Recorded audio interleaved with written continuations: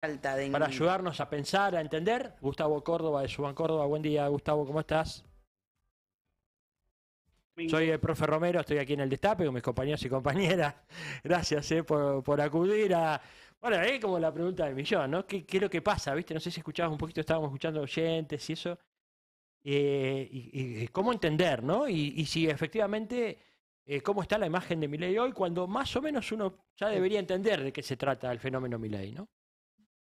Mirá, creo que hay una sensación, te diría que tengo, de un clima de época donde la crueldad está normalizada. Esto que señalaban recién, ¿no? Hay mucha gente que se vanagloria de disfrutar y de festejar la quita, digamos, de coberturas de salud y la quita de empleo, etcétera, ¿no? Algo realmente llamativo, porque además uno piensa que la evolución de la sociedad siempre nos lleva a mejores lugares, ¿no? Con Claro, mejores Claro, perspectivas, ¿no? con aprendizajes, sí, de sí. no repetir experiencias del pasado. Ahora, déjenme decirles también que esto tiene una lógica. Hace poquitos días, conversando con Leandro Santoro y después viéndolo en televisión, Ujú. él tira una idea que dice que Milei representa, en términos simbólicos, al Joker, ¿no? Como el jefe de los rotos, como el jefe de los que están quebrados, como el referente, digamos, de todas esas personas que han quedado fuera del sistema, marginadas, Ujú. que ya no tienen nada, en términos simbólicos, ¿no? Y que festejan justamente que los demás vuelven o caen a su misma situación. Y creo que algo de razón tiene, porque, miren, eh, la salida del 2001, de la crisis del 2001, la génesis del kirchnerismo fue que Néstor Kirchner pudo, a ver, interpretar cabalmente el clima de época Ujú. y transformar todo ese clima antimercado, antiprivatizaciones, anticonsenso de Washington, antiindulto, ¿no? Lo transformó en una praxis política y ahí parió, digamos, el kirchnerismo, por decirlo de alguna manera, ¿no? A la historia. Y comparando en la actual situación y salvando las distancias que hay y tienen muchas, ¿no? Diferencias entre ambos personajes, en el caso de Javier Milei, él ha tomado un clima de época antiestatal, ¿no? En donde hubo dos gobiernos consecutivos que más allá de algunas cosas buenas hicieron, no estuvieron a la altura de las expectativas económicas de la sociedad argentina. Agréguenle el estado pospandémico, en Mm. donde, a ver, yo creo que entre la mala praxis concreta del gobierno que frazada corta, ¿no? Que para tapar a un sector destapaba a otro, hubo también una mala praxis política y comunicacional de parte del gobierno que, bueno, fue un desastre de principio a fin, ¿no? Eh, Frente a eso, Milei, ¿qué hace? Recoge este clima de época y lo transforma en acción política. A ver, cuando nos preguntan a los analistas el por qué Milei no paga costos políticos frente a esta situación, es básicamente por eso. Mm. Es básicamente porque todavía mucha gente está enojada contra la conducción política de lo público, ¿m? Y sabe que Milei no tiene compromisos hacia el pasado. Entonces está como livianito en ese aspecto y tiene margen todavía de seguir haciendo. Ahora, ¿qué está pasando en el hoy? Creo que Milei tiene un enorme desafío. Esta etapa de la crueldad política, por decirlo de alguna manera, tiene un gran adversario, que no es un adversario político, no es un adversario que uno puede identificar como Mm. oposición o como radicales, peronistas, kirchneristas, no. El peor opositor que hoy tiene el gobierno de Milei es el tiempo, que con una crueldad inusitada no le está dando la recuperación económica que él pensaba o imaginaba al principio de su mandato, ¿no? Y creo que acá está la gran cuestión. Este tiempo que a Milei se le está yendo y que por eso cada vez más histrioniza y monta shows cada vez más espectaculares, ¿no? Y lo que estamos viendo que ya hay un límite de absorción de esa cuestión. Estamos viendo cómo, por ejemplo, en la visita de ayer a mi provincia, a Córdoba, que fue un buen acto, leyó, hubo ahí una represión a periodistas, que bueno, eso corre por cuenta y cortesía de la policía de la provincia de Córdoba. Creo que hubo ahí un episodio interesante. ¿Cuál es? Primero, Milei bajó dos cambios en lo discursivo. No sé si notaron que tuvo que apelar a un tono más conciliador, porque la prueba está en que, como dice mi amigo el Turco Asís, eh, Milei vende espectacularmente bien los papelones, ¿no? Y hasta acá el gobierno no ha podido lograr ni mostrar nada, absolutamente nada. El Pacto de Mayo se les cayó, la ley ómnibus no sale, lo único que tiene hoy Milei que uno puede verificar como un éxito relativo es la instalación del DNU, con todas las consecuencias económicas negativas que trajo, ¿no? Entonces, este tiempo cruel que Milei no tiene es el que le puede significar problemas de gobernabilidad o problemas políticos en el corto o en el mediano plazo. Gustavo, ahí veíamos que que tienen uniforme, bueno, la consultora Suban Córdoba. Tienen, digamos, un informe que hay mucha expectativa para conocer, porque bueno, la están dando a conocer hoy, y me parece que dentro de un rato la hacen a conocer, y nosotros tenemos por ahí un cuadro que se les fue escapando a ustedes en la semana. Me gustaría, y como sé que están todo el tiempo ustedes tratando de ocultar, de escuchar un poco para entender, ¿no? Es fundamental eso. Pues es una etapa, sobre todo frente a la incertidumbre y lo novedoso de la praxis política de Milei en particular, de los libertarios en general, o de la ultraderecha, o la derecha alternativa. Bueno, tiene un montón de nombres, pero la verdad que es un fenómeno nuevo y nos cuesta entenderlo en los cánones con lo que veníamos analizando la política antes, naturalmente, ¿no? Y la verdad que ustedes siempre con los laburos que hacen, bueno, son de los que nos ayudan a poder entender, ponen un foco ahí y dicen, miren, esto está pasando un poco en la opinión pública y si te parece, mostramos algún cuadro mientras hablamos con vos, así nos contás qué es lo que has visto. A ver qué cuadro tienen por ahí para ir viendo. Está, dice, mirá. Aprobación del gobierno nacional según género. Ah, mirá. Arrancamos Forchi. Según género. A ver. Bienvenido. ¿Qué aprobación tiene el gobierno? Bueno, ahí lo que vemos es, a ver quién está más cerca para ver el femenino, es bastante amplio. Femenino. No, Sí. desaprueba el 63%. Desaprueba el 63,7% Sí, el femenino y claro. lo aprueba el Son más mujeres. 36,3%. Eso. Sí. A ver. Y por el otro lado, ahí está, en lo masculino. Es muy importante destacar ahí que para nosotros la gestión del gobierno está estabilizada en un rechazo alrededor de 52, 53 puntos y una aprobación del orden del 46, 47%. Cuando hacemos el cruce por género, ahí nos damos con este dato, en donde está claro, ¿no?, que las mujeres son hoy un factor no solamente importante, sino que incluso, déjenme decirles que por ahí uno podría pensar, y más allá de que, a ver, como politólogo soy muy respetuoso de la palabra clivaje, porque no es tan fácil conformar un clivaje, porque tiene que atravesar un montón de tiempo y un montón de pruebas. Por ejemplo, peronismo, antiperonismo es un clivaje que explica muy bien la política argentina. Ahora, hablar de mileísmo, antimileísmo, creo que es muy temprano, ¿sí? No obstante eso, estamos viendo que hay un cambio en la condición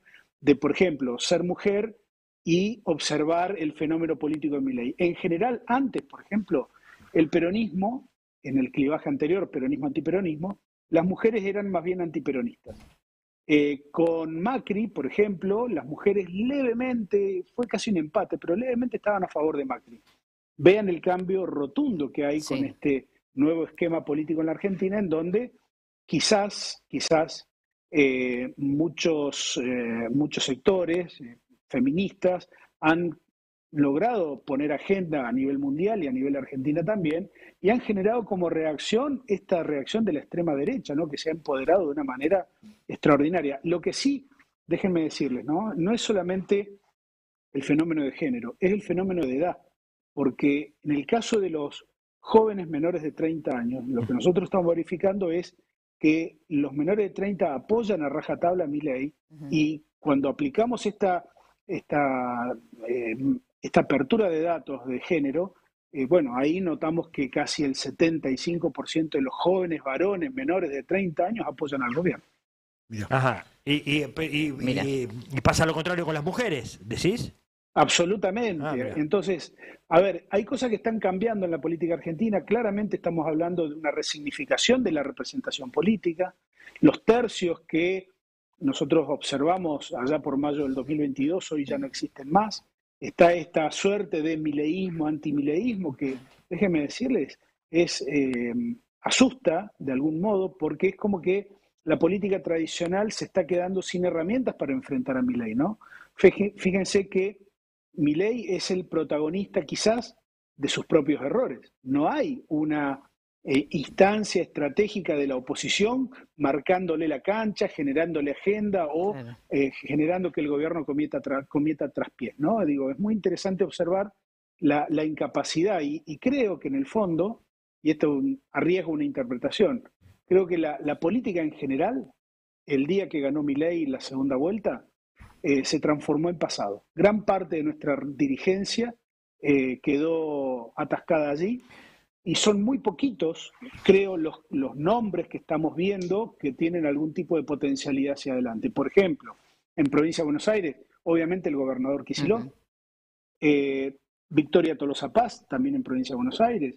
Déjenme citarles, por ejemplo, al gobernador de Entre Ríos, ¿no? Frigerio, el gobernador de Santa Fe, Maximiliano Puyaro, el gobernador de Córdoba, Martín Yarlora, y por qué no también mencionar a una de las figuras que creo que tiene mayor relevancia. Nosotros ya es la cuarta vez que lo medimos, no siempre hemos publicado el dato, pero siempre nos da primero en términos de imagen positiva, es Leandro Santoro en Capital Federal. Así que hay emergentes de la política. Lo que pasa que esa masa compacta y homogénea del antimileísmo todavía está muy fragmentada, no hay liderazgos que concilien intereses en ese mar opositor que para nosotros hoy representa prácticamente entre un 55 y un 60% del total de la población. ¿De qué, Gustavo? Ahí te perdí ese último. El antimileísmo. El antimileísmo. De la población general. Claro, Sí, el mileísmo hoy yo lo ubicaría entre un 40 y un 45%. Lo que pasa es que acá hay un dato que es peligroso para la oposición, que esto también merece un llamado de reflexión, un llamado de atención. Si cortásemos el dato hoy y vamos a votar la legislativa, y es altamente probable que Milei replique la ola amarilla de Macri en el 2017, ¿no? Va a tener un gran resultado. Y no es lo mismo que el voto peronista vaya con una sola opción o que vaya con 2 o 3 opciones. Imagínense, a mayor división del voto peronista opositor, en la diferencia a favor de Milei puede llegar a ser más grande. Gustavo, ¿qué pasaba? Si Gustavo, te saluda también desde aquí. Digamos, en otros análisis con otras presidencias, con otros presidentes, a 5 meses, 6 meses de haber ganado la elección. Digo, uno supone que tenía mayor aprobación los gobiernos cuando están arrancando que la que tiene hoy Milei. ¿Es tan así o es parte de un mito? Mirá, creo que el primer problema que tenemos hoy es que comparar a Milei con anteriores procesos políticos es prácticamente imposible. Milei ganó sin partido político, ¿no? Irrumpió en escena política 2 años antes de ganar la elección, cuando entró como diputado en la Cámara Baja.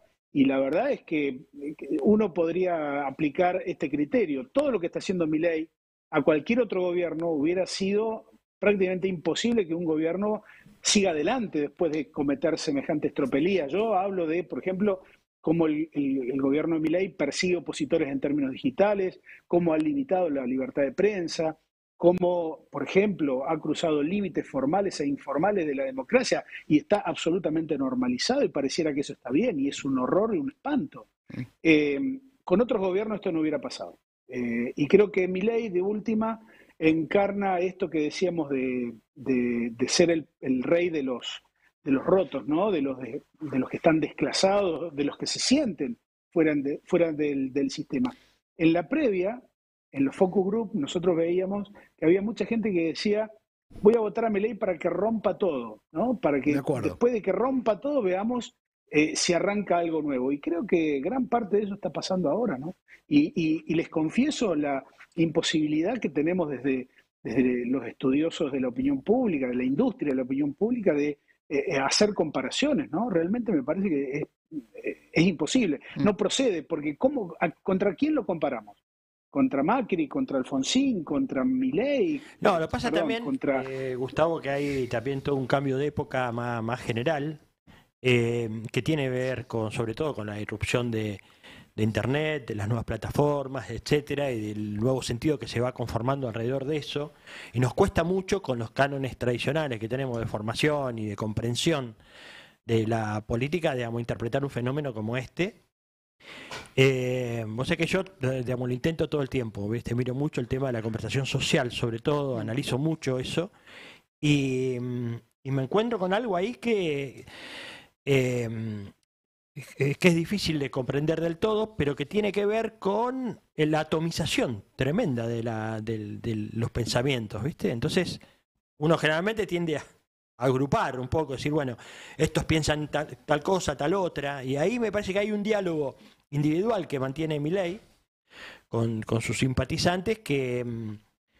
nada, muy particular, y lo tiene Milei, ¿eh? No lo tiene el resto, eso es raro también, ¿viste? También. Es como que no es que la fuerza hace que haya, ¿viste? Libertarios muy potentes en Tal cual. Misiones que le Tal permite cual. no sé qué. No, o sea, en Misiones ahí el problema es la gobernación y en todo caso del otro lado está Milei, pero no hay un interlocutor ahí particular, lo cual también nos cuesta, ¿no? Con eso. Creo que la cuestión central pasa porque la política tradicional tiene que ayornarse, ¿no? Evidentemente, esto que señalabas vos bien, profe, que comparto, es el tema central. No la vieron venir. Milei colonizó el ámbito digital, las redes sociales, el simbolismo, digamos, que se vende a través de las redes sociales y le sacó enormes cuerpos de ventaja a una política tradicional que todavía se habla a sí misma, que es incapaz de hablarle a los menores de 30 años. No, y que además lo podemos Antes de la elección, claro. antes de la elección lo veíamos con mucha claridad. A ver, los jóvenes son el segmento menos interpretado, menos estudiado, menos comprendido desde la política tradicional. ¿Saben qué es lo que abunda en la política tradicional? Una visión adultocéntrica. ¿Qué significa eso? Claro. Significa que la política quiere que los jóvenes actúen y piensen como piensan ellos. Y eso ya no pasa. Entonces, ahí está la ruptura generacional. Por eso, por ejemplo, las formaciones tradicionales, el peronismo, el radicalismo, el PRO, cuando uno ve la intención de voto y la cruza por edades, es todo arriba de 50 años, ¿eh? Es todo Claro. arriba de 50 años. Qué fenómeno interesante para tratar de entender. Bueno, entonces me decías ahí, estábamos viendo el cuadro finalmente Hay otro cuadro, de sí. aprobación. No, el de aprobación y desaprobación, al que hizo referencia Gustavo, pues estaba el de mujeres, pero el de aprobación y desaprobación me parecía interesante revisitarlo. Otro. Ujú. Porque sigue siendo alto igual, ¿eh? Porque yo lo que veo es la desaprobación de cuánto decís que es más o menos. 50 y pico 49, 46, sí. perdón, 52, 53% de de desaprobación. desaprobación. Viene así de hace 3 meses Ajá. y está en 46, 47 puntos de aprobación también de hace 2 o 3 meses. Qué bárbaro, ¿eh? Y eso se mantiene estable a pesar de que es evidente que vivimos peor. O sea, que el salario te alcanza cada vez menos, que efectivamente la comida no llega a los comedores. Bueno, ahí aparece la fe, ¿no? Que no estaba. Claro, sí. Y esa visión de futuro que también de alguna manera había desaparecido en el gobierno anterior, ¿no? Miren, nosotros en el informe que vamos a difundir después del almuerzo, a la hora de la siesta, vamos a mostrar un dato de... Siempre preguntamos cómo se siente la sociedad, ¿no? Y en este caso agrupamos entre sentimientos positivos y sentimientos negativos. El 42% tiene sentimientos positivos y un 57% tiene sentimientos negativos. El sentimiento positivo que predomina es la esperanza. Eso es el núcleo duro de Milei. Sí. Ahora, interpreto, porque prácticamente todos los puntos que tocamos en la encuesta siempre tiene piso de entre 30 y 45% a favor de Milei, ¿no? Interpreto que el votante de Milei es como que no quiere ver o no quiere admitir que la está pasando peor en términos económicos y entonces banca todo lo que tenga que ver con el gobierno de Milei. Y se salva Milei porque es el emergente de esta pelea contra la política tradicional, ¿no? Que recuerden ustedes que Milei fue muy hábil en la instalación del concepto casta para diferenciarse, ¿no? El dilema que tiene Milei hoy que, por ejemplo, Daniel Scioli, que si hay alguien casta en la Argentina es él, nosotros vamos a presentar la imagen de Daniel Scioli, que nos parecía que era relevante en términos de opinión pública, y es la peor imagen de la política argentina en este momento, con casi un 80% de imagen negativa. Eso lo tiene Milei en su gobierno. Por eso hay como una especie de dicotomía, ¿no? O de desacople. La gente evalúa en lo personal a Milei, pero cuando tiene que evaluar a su gobierno, ahí empiezan las zonas grises o los problemas o los semáforos rojos para el gobierno, porque la falta de gestión, sobre todo, me parece que lo condena bastante, ¿no? Gustavo Córdoba, muchísimas gracias por este contacto con el Destape, fuiste muy amable, que nos adelantaste un poco antes de la siesta algunos de los resultados que tenemos. Te mando un abrazo grande. No, al contrario, que tengan un gran domingo. Y como siempre, muy, muy didáctico, gracias. Bueno, Gustavo Córdoba pasó aquí por el Destape, son las